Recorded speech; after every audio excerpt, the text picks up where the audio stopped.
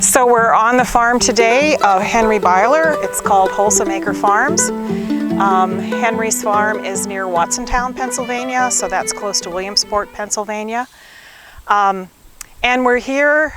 Henry does both grain production and processing, but at this time of year the crops have been harvested, so we're going to focus on his processing enterprise. And Henry's processing enterprise is an excellent example of how successful farmers can be in on-farm processing. He's built a mill house, which we're about to visit, and in that mill house he not only has a mill, a small-scale mill that you'll see, but he also has a dehulling machine, which he himself has developed. The dehulling machine is a critical component for those of you that want to grow the ancient wheats or any grain that's in a hull. For example, einkorn, emmer, and spelt. These ancient wheats have high market potential, but they don't thresh clean in the combine or thresher. They hold onto their hulls, so you need an extra step to get them ready for milling or selling as berries. And Henry, you're going to see Henry's dehulling machine. He actually got plans from Nigel Tudor. Nigel Tudor is another excellent example of a farmer miller processor in south of Pittsburgh. And Henry has redesigned the dehuller a bit. You'll see how it operates. It works extremely well on einkorn, emmer, and spelt, and can also do some other grains.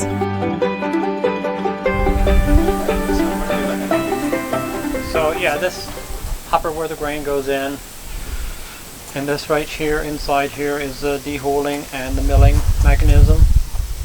And if you come around the other side here, like you see here, this is built that we can either, we can put this on, put a shaft and a bearing on to mount the flails on inside, or we can leave this off and mount an electric motor right in there. The shaft goes inside and the flails mount right on the electric motor. Yeah, it's small. It's really very simple. And what is it used for? For dehulling, you can run it at slow speed with dehulling screens, and then you can dehull. Or take the dehulling screens out, put flour screens in, which is a real fine screen. Change your speed, up your speed to around 3,000, and then you can mill flour with it. And how much, and so you call this a trumpet mill? Trumpet mill. Uh-huh. And how much does this cost? The price on this, with the shaft and the bearings as a belt drive, is $13.75. Mm-hmm. That includes the flour screens, but no dehulling screens. Mm-hmm. So for example, I just bought one for OGRIN for my organization, and it costs $15.75 with some extra screens for dehulling. Yeah. So I think I'm getting a screen that works for einkorn and then another screen that works for spelt and emmer. Yes.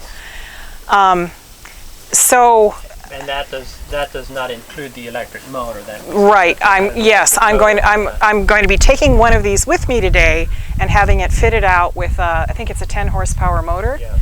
And then it'll be mounted so that in my case I'll be bringing it around to some very small farms that are just starting to try. They have like a 1/4 acre of einkorn. So this is a perfect opportunity for them to see if they can, this kind of small scale equipment is perfect for farmers to get started, because it works really well, as you'll see, but it's not expensive. And the idea, that brings us back to the first idea of this is a real small scale machine that a farmer can start with. So once the farmer grows more, the dehulling capacity of this may not be enough anymore. So then they can upgrade to a bigger dehuller and use this just for a mill, and don't have to change it around every time. And you'll see a standalone dehuller that has a higher throughput in just a minute in Henry's mill house.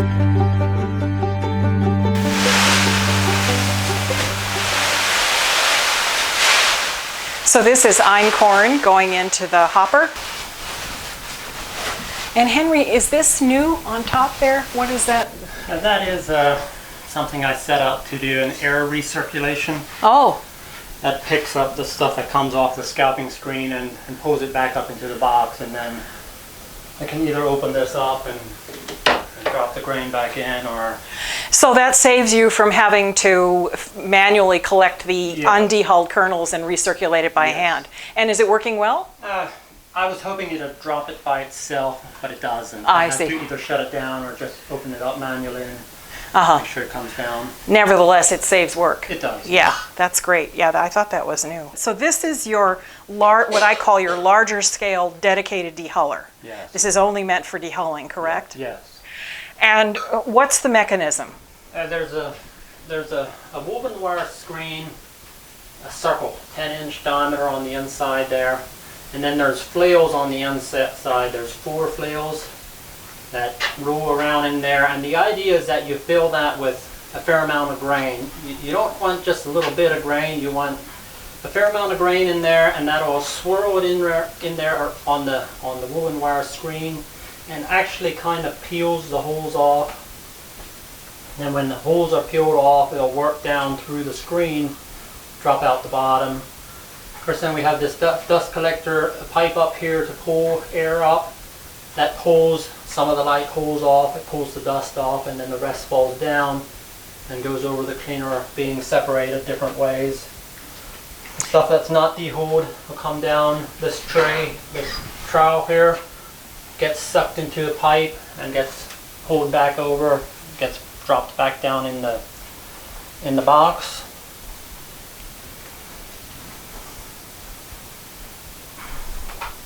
And then what are these other, where does the grain come out, the cleaned, dehulled? The clean grain falls down through, and then there's a fan there blowing air up, and the grain will fall down through the air column, slides on down, and we put this box underneath to catch the finished grain.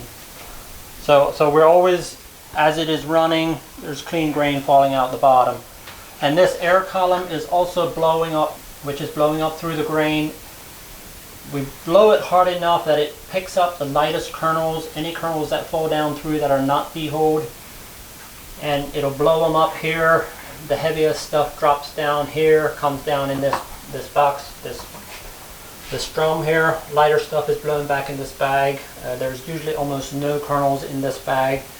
There's lots of kernels in here. These are smaller kernels, cracked kernels, and those always just go back in the box.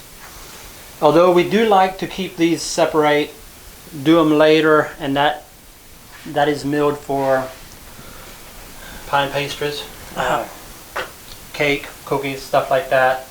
We always like to use the first time through,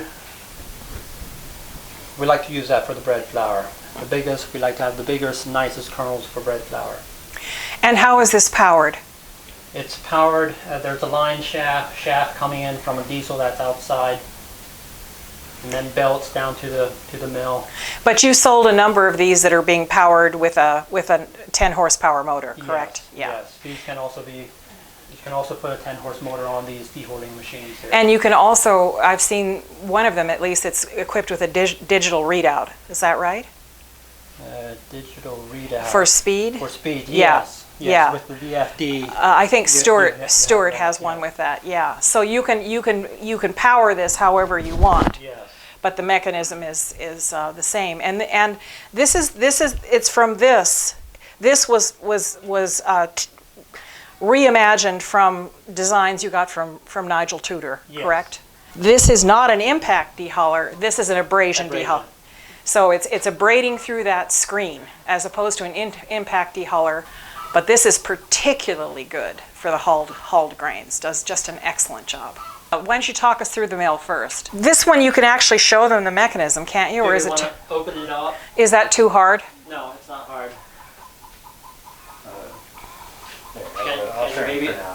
I'll let you get set. Maybe you can show these flip flaps being open. What I like about this machine too is that it's really easy. The one I have been using to change screens and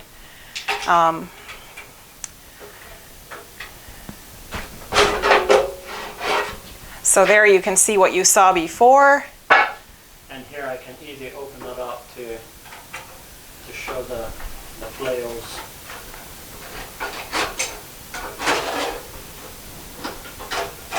see the flail system in there, and that of course will be spinning. And here, instead of having a screen all the way around, there's what I'd call a half screen, right? You have a screen on either side. Can you get a photo of a picture of the screen too? Yeah. So there's that's the flower screen.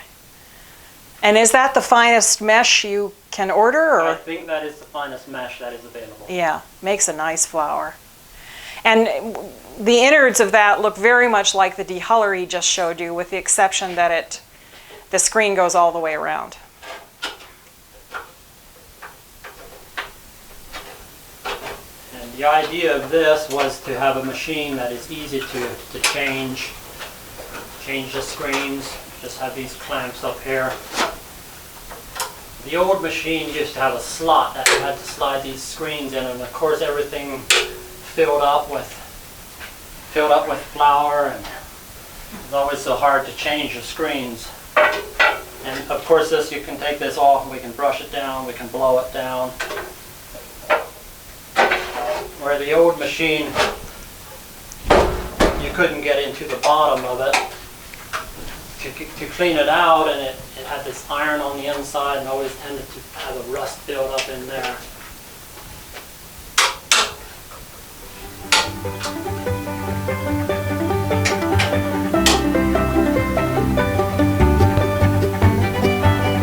Great.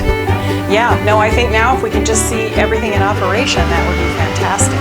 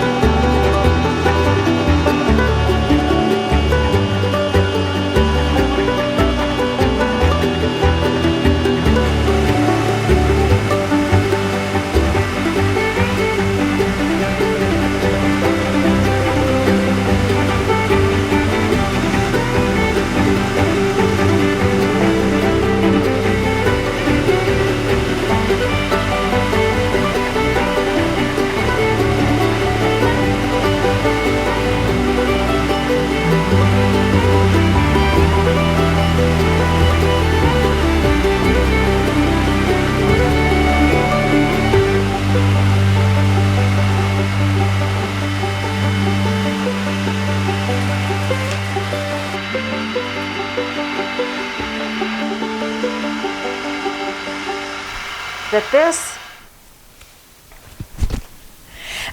the reveal, it's better with the mask on. This you can see, are there some hulls still in evidence? Yes, but very few. So few, in fact, that you can easily, Henry is selling this as berries to end users, and then he also, as you saw, is milling this. So there are a few hulls left.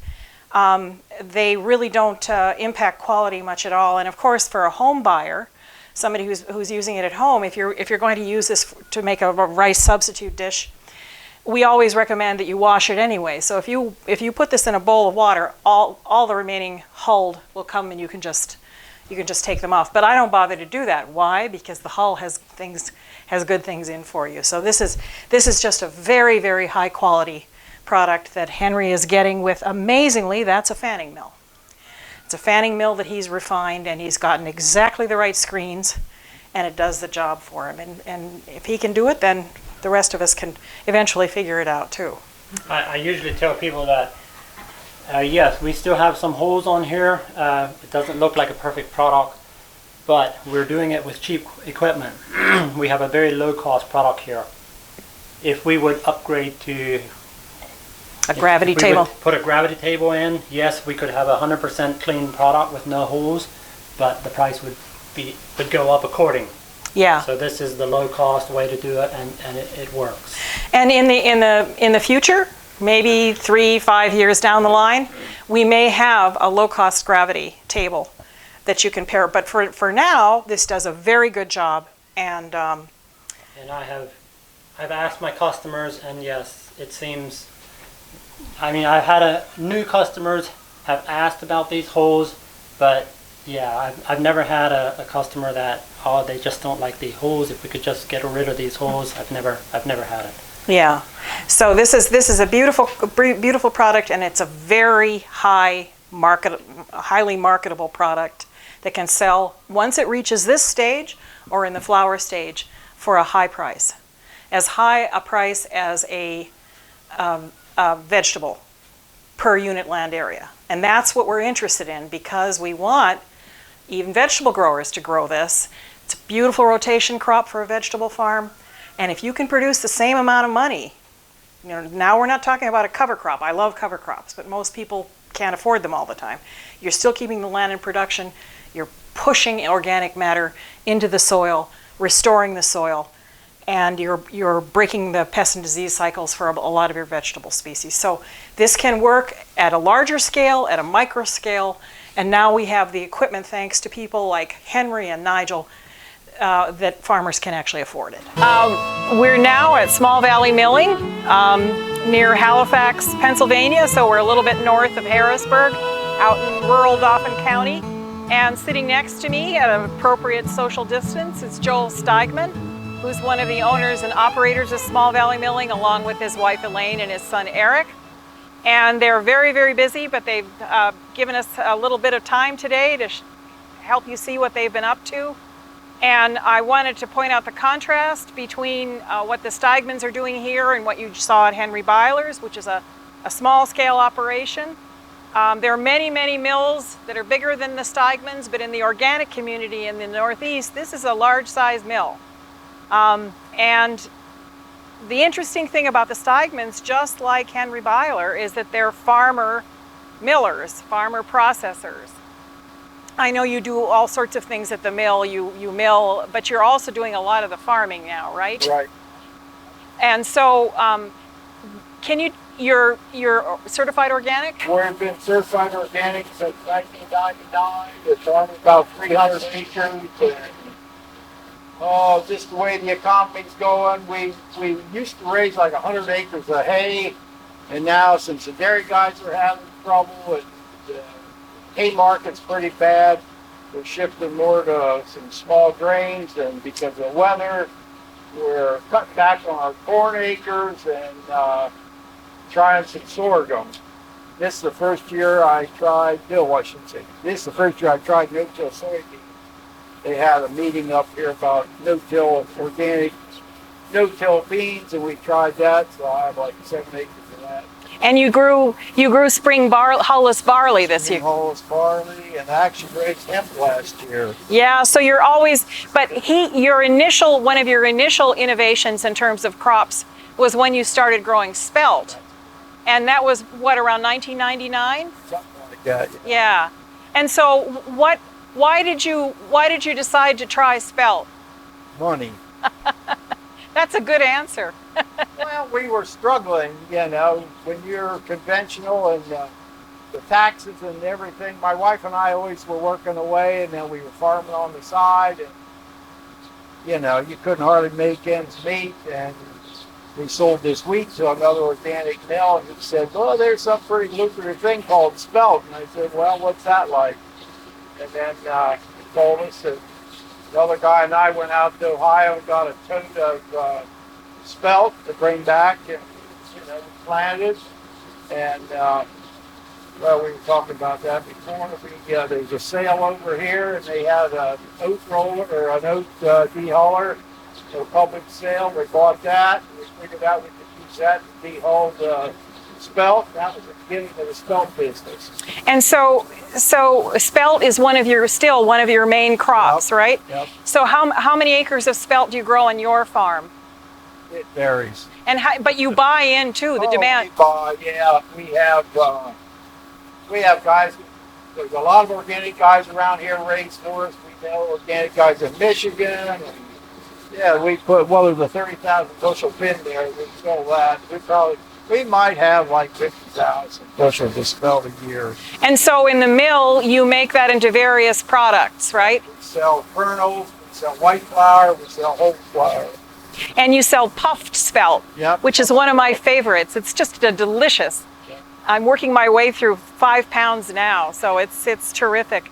So one of the reasons I think you've told me before, and I've heard from other spelt growers, that spelt is a nice crop it's one of these ancient grains, but it can yield almost as much as wheat in the hull, correct? Correct. So you get a fairly decent yield. So those of you that are thinking about some of these grains, one of the great things about spelt is that it has a fairly good yield on it. Of course, you have to subtract 25, 35% to take when you take the hulls off. But it's a sturdy crop. You can plant it late if you have to. Is that right? Yep, we planted a couple years ago. We planted December 15th. The weather was that bad. Usually we put the spelt in after corn in our rotation, and the corn never dried down, and it got late. So we got the corn off, and yeah, the fields were muddy. I always plow. We plowed, and the ground was almost like it would freeze at night. It gets muddy, and you couldn't work with it. So we plowed it, and then it got stiff, and I took a disc over it one day and sort of leveled it up a little bit. It was rough, and had to let it sit that day. Then the next day, when it was still kind of stiff there, we put the spelt in, like I said, December 15th, and you know, we didn't know if it was going to make it or not. But spring came around, and the rains and whatever, those clumps of dirt, they just melt down. They got flat. The spelt came up. All right. Oh, that's great. Yeah. So spelt is a tough crop, Right. and it has a good market. It's probably still the most well known of the ancient wheats, wouldn't you say? Yep. And a lot of people, I know you sell to a lot of bakeries in the Northeast, and all over the place. Not just spelt, of course, but spelt is interesting because in our taste testing, it's always one of the top. Blind tasting, always one of the top. People really like it. It's sweet, it's nutty, it has a very distinctive flavor. But you also grow emmer, not as much, right? Yeah. And they're one of the few places in the Northeast where you can get emmer grain to or emmer flour. They now sell einkorn. So the three ancient wheats we've been talking about, Small Valley Milling is a good source of supply. But and notice, however, that Joel is always innovating. He's trying white sorghum. He has, behind us in these totes are black, purple, and cream-colored hulless barley, which we're going to start doing some taste tests and give to bakers to see if they like.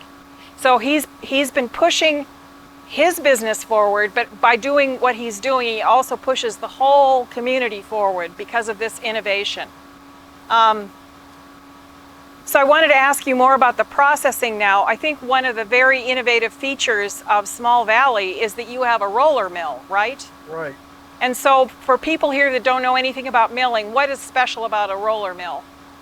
It's basically it's a way you get white flour. If you have a stone mill or a hammer mill, the brand and everything gets broken down into fine particles to go through a screen.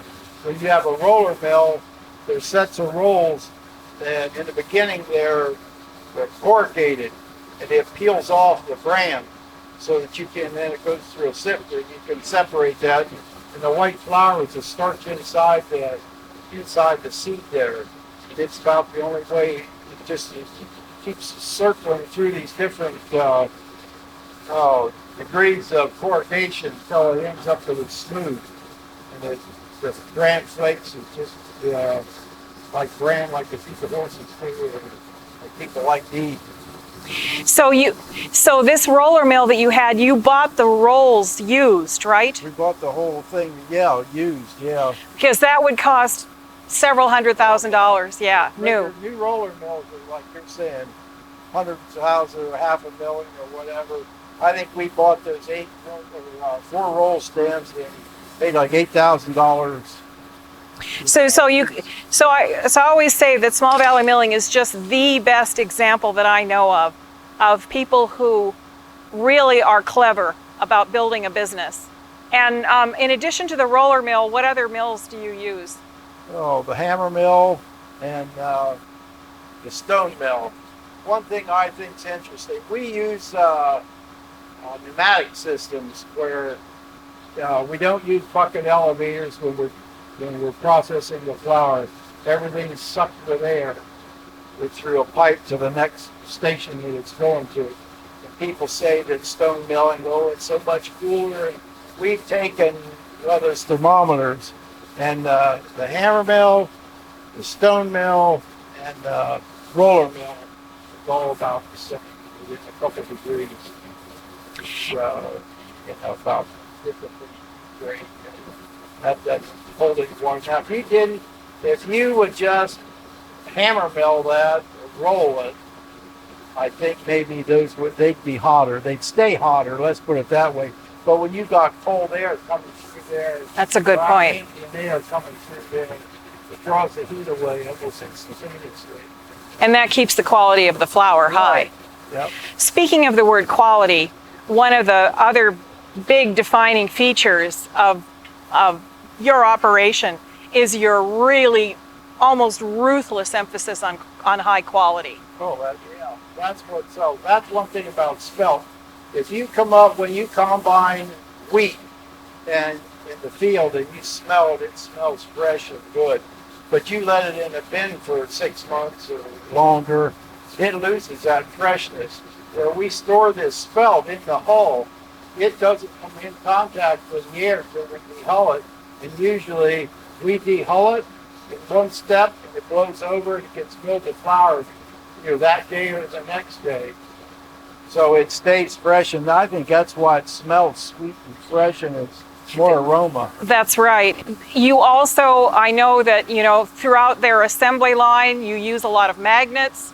You're trying to keep any metal contamination out. And then when you package, you describe what you do to try to keep the product fresh even when it reaches somebody else's shelf. So we put our vacuum system in, and we vacuum pack the whole grains in plastic, and it has CO2 in it, so that it sucks out the air. The air is what's making it oxidize and age.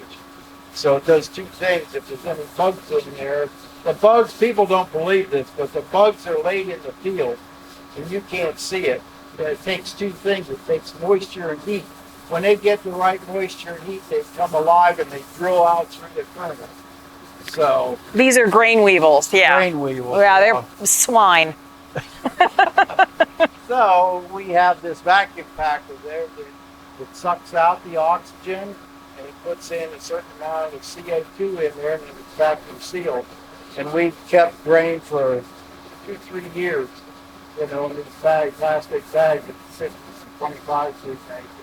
You open them up and it smells just like you put it in. So one of the other interesting things about Small Valley Milling, and you correct me if I'm wrong, but they sell a lot of wholesale. You sell lots of bulk orders, and I know that's what you like. But they also have an online store, and I think you get quite a bit of customers that way too. Yeah, and especially through the pandemic, I bet you were getting orders. Love it. Yeah, yeah. So it's innovative marketing as well. But I think that quality is so important, and people know when they buy a Small Valley Milling product that it's going to be yeah. That's another thing how clean we make it. There's a pre-cleaner over here when we get grain in from the field or from somebody else or whatever. We run it through that pre-cleaner. It takes out the dust and the broken kernels, the weed seed, the dust, and whatever. And before it ever goes into storage. So we do that. I'm trying to think what else. Oh, the other thing I like, I'm into this thing more than Eric and Elaine, is this value-added market like she's talking about. We puff stuff, we got, let's just call it an oat roller, and that's picking up, and I fool around right now with extruding, and either cereal or snacks or whatever, but right now that's a little rough. Yeah. But you always have to start out with nothing. Yeah. Go from there. Yeah. So at a different scale, you're seeing what what Henry was doing as well. Use your own labor as much as you can if you're starting out. It helps if Henry's a carpenter. These folks are master. They know how to build things. They know how to fix things. Those buildings you built, right? Yeah, we built everything. Just he and his son. In fact, I remember when the mill was just about ready to start up, the only thing you didn't do was the electrical work, right? Right, yep. Because that was so intense and you wanted to have it exactly right. Yeah. The other thing is that, correct me if I'm wrong, you started out by dehulling. They had a dehulling enterprise. And at one point, they must have been the only dehuller in the Northeast. I think they were the first. So they started with a Roskamp. They now have a Kodima, which is another impact dehuller. We saw an abrasion type at Henry's. And so that is the basic processing step that allows you to make money selling spelt. But they wanted to get into the flour business, but they were building the mill slowly by slowly, as my Kenyan friends would say. And they did something which I think is really brilliant. They had another mill it for you, but they labeled it and started selling it as their product. Is that right? And what did that do for you? That got us a market. You know, that was our market where we didn't have the infrastructure to buy all this equipment and sit there and hope somebody would come and buy something.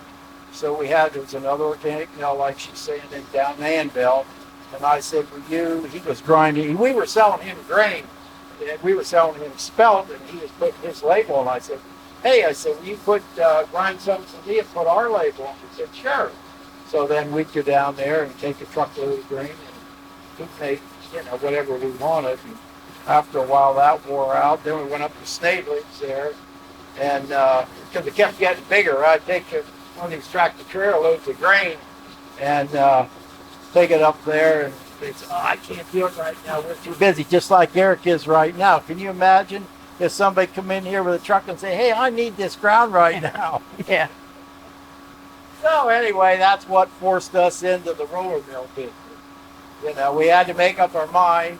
Well, we were selling, like Elizabeth said, we were selling grain kernels, and then that's how everybody said, is that all you have? Don't you have anything else? Well, then we got it hooked up. I told you how we got started the flour business.